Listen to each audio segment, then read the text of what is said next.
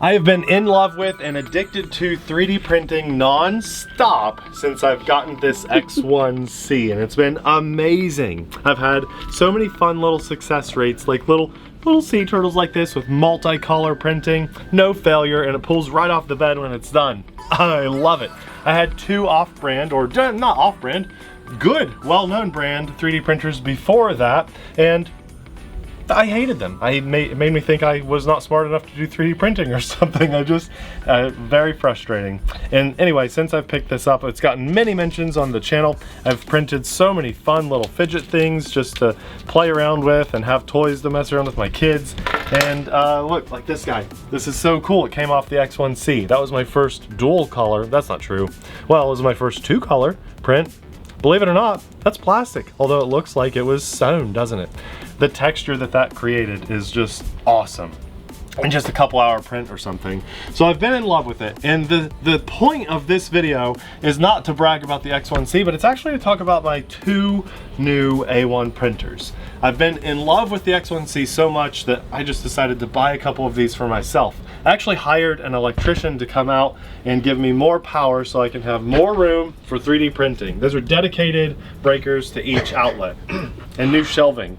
I got rid of some of my RC stuff to create space for 3D printing. And in today's video, I want to talk about my experience with the A1 printers. It's a very honest, brutally honest experience that I think everybody should know. But the main point to note, if you're not sure about these, is the fact that this guy is like a $1,200 printer with the ability to print in multicolor. I think it's somewhere around $900 or so without the AMS on top, which is giving you the ability for multicolor. There's other benefits to that too. This printer, the A1, I opted with no AMS or the ability to have multicolor on top. So we're just doing single color prints like this sunshade that I make. And for my RC audience, I'm actually going to talk about every iteration of this sunshade that I've made so far, because I thought you guys would find that very interesting. It's gone through a lot of iterations, because what I found was, Abby, check this out, you know, I'm doing stuff like Jan, our friend, wants one of these just for fun. A friend, right? She's requested that. Abby, the kids, and myself all like printing things for fun. And so this guy stays very busy. And then I do something like this. Swing around here, Abby, to the RCs. I didn't invent it, but I decided to make it happen. Snow skis for the Aeroscout. And so what happened was this guy got busy pumping out snow skis. Thank you to everybody that has supported me. It's not a ton of people, but the people that have, thank you so much. You've kept this so busy that I can't do fun things like this for my kids and my wife. So these were bought by me so that I could print the snow skis. I could print the sunshades that take 2 to 4 hours to print, and I could still print fun things on the X1C. Not that these things aren't fun, but you know, it was tying it down. So this comes in at $330, and I decided for that price I'd like to just go all out and get two of them all at once. So these could be busy doing kind of workhorse kind of stuff, while this one's doing more fun, inventive, or toy kind of things. And I'm at this point now, I expect these kind of results out of the X1C. I just think that actually maybe is a little bit on the lower quality side, because I can see the lines and stuff. This guy just printed so well.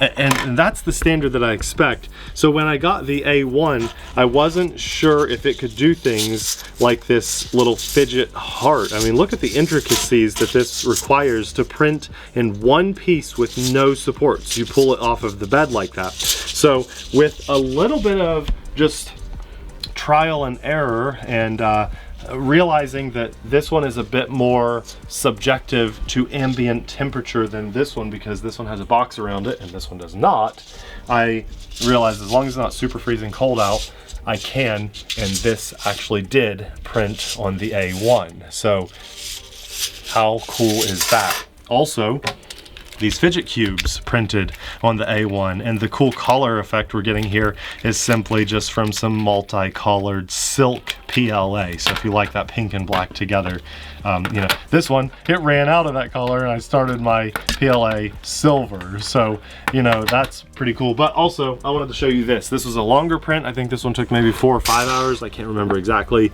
These are just free files that I'm finding on the Bambu Handy app, I think it's called, and you just wirelessly send it to the printer and it prints. Now, I cannot believe that this printed in one piece with no supports on the Bambu Lab A1, just because you can tell all those individual roses and the swirls. The level of detail on this is outstanding. I really would have thought this was printed on the X1C, but it is in fact printed on the A1, and it feels like something, this bear especially, feels like something that I would go to a flower shop and buy for 15 bucks on Valentine's Day. I mean, it's heavy, it feels good, it was well made, it's very impressive. I mean, you like this stuff, right, Abby? It comes out really nice. Very cool. The cool thing about this guy... Look at all this stuff up there. Oh yeah, I mean, I've been busy printing some other things too. It comes with that. Comes with that. As long as you put the right as long as you plug in the right settings for whatever PLA or other filament type you're using, you're going to most likely have a very high success rate with this printer, and you guys can see all the different versions and iterations of those sunshades that I've been working on. I want to actually take some time here and show you actually all of them. So I thought you would think that's pretty cool. But if your budget is around $400 or less, because that's a $330 printer, I think you're going to have just as high of a success rate with it as the X1C. My personal opinion of these A1s is they seem to be a great workhorse. I did a little bit of research. I know there's other options out there, but my experience with this was so good that I just thought I'm going to invest a bit more into the whole ecosystem with Bambu Lab and you know, replacement part. I've watched videos on replacement parts and stuff, and it's very easy to do. I don't know why, but my X1C didn't come with a micro SD card, which I thought was strange because these did, and I've been operating them on the 2 included micro SD cards, so I thought that was interesting. Now, this video, I do want to mention the build as well, because I think that's very important. This one, even though it looks bigger and more complicated, the build or assembly of it was maybe 20 to 30 minutes. It went really fast. I think the first one of these 2 that I put together took me closer to an hour. It takes longer to do, but the instructions are still just as good and they definitely get the job done. The one feedback that I really have that's very negative about this printer is the filament spool location placement on both of these. So it's mounted up top, and I know you can print side mounts, but my goal was, when I measured these shelves, I wanted to put 2 side by side, and I just don't think that's going to happen, especially because I may have to mount something down on the side. When this printer is printing, even though these are solid shelves and I have foam you added foam insulation on each shelf to reduce the vibrations, when this one's printing full throttle, this one's shaking so crazy that my filament goes nuts up here. They move a lot because they are bed slingers, and I wish I could reduce that some and make an improvement with that. I mean, even when one is printing by itself, that filament sometimes will fall off the spool and you have to rewire it up, and it can be just a binding pain in the butt compared to the AMS. That does not happen on. It keeps it just really tidy and nice. So if I had a similar style AMS for that, I probably would do it, but the AMS for this isn't that style. Like, this has motors that feed each individual spool, where this one is just being pulled in down here by the hot end, and you know, it has to pull it off that spool, and it really does go pretty wild sometimes. Another thing that I found just a little bit annoying about the A1 is I actually tried 3 different times to print a spool holder that would sit on the table on the side, and it turns out this arm that comes with the A1 that holds the spool of filament is actually a different version than previous models that were sent out. This isn't like the Bambu Lab A1 V2, this is just the Bambu Lab A1, but it kind of is the V2 without ever saying anything to customers at all. It's frustrating because the way this arm is held together with bolts was actually made a different way in previous versions that were sent out. So on the app, when you search for filament spool holder that sits on the side, they require you to disassemble this arm partly and use the hardware that comes with it to put together your new spool holder. But this one doesn't disassemble because it's an upgraded or updated version. So basically all of those designs are obsolete, and no one has made any designs with this included spool holder. Most people won't find that annoying, but I did big time. I spent like 3 whole days trying to figure out the best way to make that work before I could really get up and running. So that's enough about the complaining. Let's talk about something positive that I've been doing with this, and that is designing. This is where my RC guys are going to really enjoy this.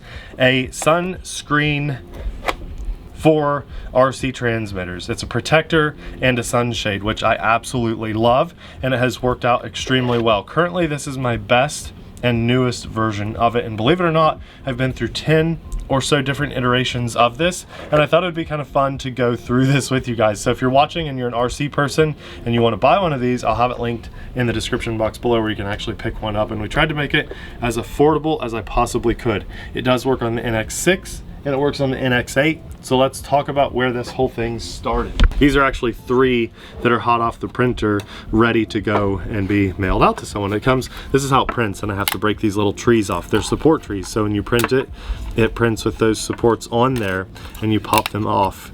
And I kind of clean things up and stuff too when I would send it out. So that's just kind of a cool little fun behind the scenes of how it comes off the printer. Now, when I first designed this, I had a different idea in mind. I thought I needed to be slightly universal, so I had this bolt idea, and this would kind of mount on here, and then I still needed to figure out the sunshade part, but I knew this bolt could, you know, snug it up. But my threads were loose, it just slips out, so that one was scrapped pretty quickly. On to the next design.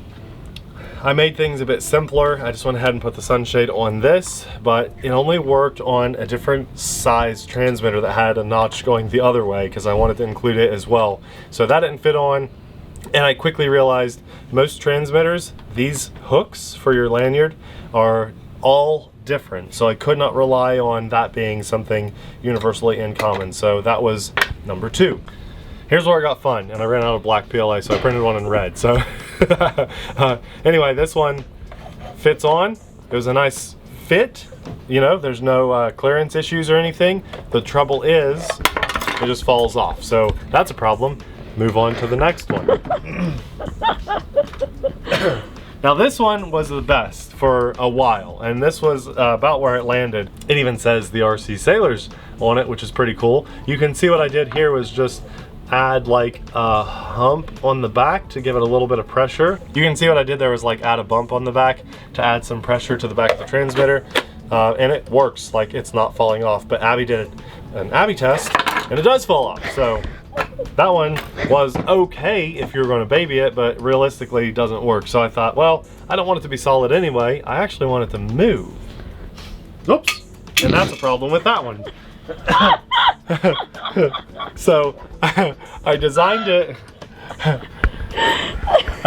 it to have folding sunshades because that seems just, you know, better in general anyway. I wanted this to be able to go on the transmitter and then be able to fold your sunshade down and protect the screen while not in use, and then while you're out flying, open it up. Here's the problem with this. You see those little C-clips, how thin they are? I've been saving this for this video, so they just would rip off. I can't sell that to someone because look how easy that popped off. Now that was my actual 5th iteration, so you guys got to see me destroy it on camera, and they just pop off very easily. So number 5 was no good. Okay, number 6, we made things more robust. It's actually starting to look good. The clips stay on, they're thicker, it swings around, but here's the problem with this. I started to realize once this is on here, it's actually kind of hard to line all these up, and then it doesn't really stay, and if you move it around some, they just kind of fall down. So, and then also that one doesn't close all the way. It's just not a great design either. So the next idea was to make the upper level, because see how that isn't closing, I needed to raise that back bar. so I did. This raised up, but the problem was is very weak and it just snapped off. So that is that the one I broke? Yeah, you broke it. I think that was number 8. So number 9, we cleared things up, cleaned them up a little bit. It's raised in the back, but the problem here is my C-clip still slides a bit, and as Abby was kind of playing around with this, trying to get it to work and stuff, she noticed it just wasn't holding on and the top panel was falling off. So what was that, 9 or 10 now? Was also a flop. And I believe this was the one after that. Its issue, it was, I printed this one in one place because you can see, instead of having a C-clip, the little shaft there, or the frame, goes through the panel. But the problem with that was I didn't give enough clearance for that to move freely. So when you try to rotate it, you think, okay, I'm breaking it loose. No, what you're actually doing is breaking the framing loose. Yeah, I did that too. Yeah, you sure did. So I want to remind you guys that the finished version is the solid version, which was like iteration 4, but I did make an improvement on the clip in the back. I'll bring it on here so you can see. So that clip versus this style, which was like the bump in the back, I think this is quite a bit better because we can put that on, and with movement and shaking, it does not come off like the old version. And here's the newest folding version. Just so you guys know, I'm still working on it. It may or may not ever come to fruition because it's very challenging and I'm not good at this stuff. But this was a print in place. We now have the frame. This goes around, it's more robust. This can actually move freely without breaking. I even have a position for it to lock in place when it's vertical. But the problem with this version is my back panel is seized in place, like it's not moving. So I just need a bit more adjusting on the main top panel. But you know, we're getting there, right? And this is, for me, this is fun. I enjoy the process of it not working great the first time and then making an improvement and coming up with something that does work, and I'm happy with it, and I can bring it to people and sell it to people that also are interested in what I'm doing. And even if I think the most rewarding thing for me would be if a person's not watching my videos, they've never watched my videos before, they have no idea who I am, and they're just scrolling online and they find this on my listing and they buy it just because they like the idea of it, the utility of it. That would make me really proud. And then also I'd love to know that they bought it and they use it and they like the functionality of it. That's so cool. But for now, if people are just supporting me, instead of me just like saying, hey, you know, my PayPal's linked below or something, you can actually buy something that's a little bit worthwhile, and it's a good way to support us and say thanks. So anyway, hopefully you enjoyed the messy process. And Abby's gonna be on the floor. Abby's gonna be happy to know that I've only been holding on to those so that I could do this video and talk to you about them. And now, yeah, they're going in with the graveyard of plastic things that did not come to life. So although I do need to keep this one because it's my best version of the folding arms on their folding panels. Everything else, Abby, can go, so feel good about getting rid of those. Yeah, okay, so the Bambu Lab A1, that's kind of like the point of this video. The point is, it's not a perfect 3D printer, but it's a $330 3D printer with what I seem to have a fairly high success rate of being able to just throw something on from my phone in the app and then walk down here and have a fun 3D printed thing. It's a good price point, a high success rate, easy to work on if you need to. It doesn't come without its own faults and small frustrations, but overall, I think it's a very nice 3D printer, especially compared to like the Ender that I had in the past and the other one, whatever version, I can't even remember what that was. So I'm happy with them. That's the point of this video. I'm very happy with my A1s. If you're a fan, we'll have this printer and that printer linked in the description box below, where using that link does help to support our channel and our family at no extra cost to you. And my sunshade, if you're an RC person. As of right now, I only know that this works on the NX6 and the NX8. It does not work on my 7E because the little arm gets in the way. It will work on it. If anyone has an NX7E, you can, and that's another thing I love about this. Look, that just saved my transmitter from falling on the, that's really nice actually. I didn't even realize it would do that. That's cool. But if you have this transmitter and you pop off the lanyard hook, you're like me. I don't fly with a lanyard. I just leave that on there because I don't know why. If you take that off, then this sunshade does work on it. So there is that. But if you have that little hook on there, it gets in the way. So those are the only radios that I know for sure that it works on, and at least for the time being. Also linked in the description box below.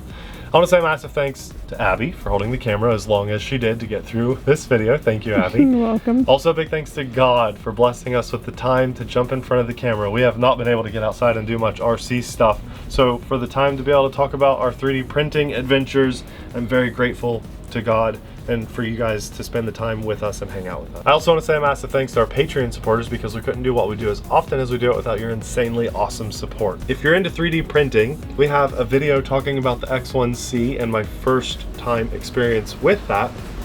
That video will be popping up right about now. Thanks for watching. We'll see you there. Bye.